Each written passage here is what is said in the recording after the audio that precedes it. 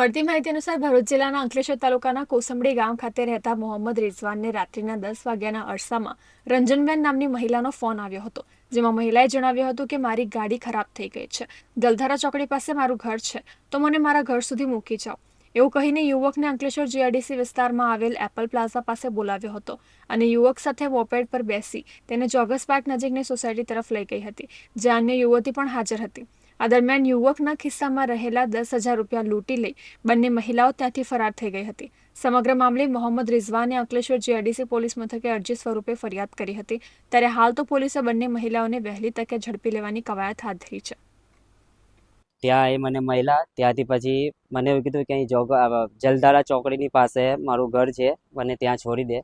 તો હું છોડવા આવ્યો તો રસ્તામાં જ એમણે એક્ટિવા બીજી એક લેડીઝ આવી એમની સાથે, ને બંને લેડીઝ આવે છે તે મારા ગજામાંથી મારો કાલે જે પગાર થયેલો એ 10,000 રૂપિયા લઈને ચાલ્યા ગયા એ લોકો. આમાં એ જાણ પોલીસને કરેલી છે.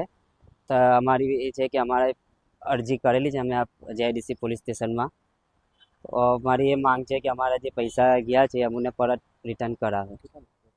એ લગભગ 4 જણા હતા, 2 જેન્ટ્સ ને 2 લેડીઝ. મારી પાસે જે ટાઈમ પર પૈસાવાળો ઘટના સ્થળ પર 2 લેડીઝ જ હતી, ખાલી પૈસા જે લઈ ગયા ત્યારે.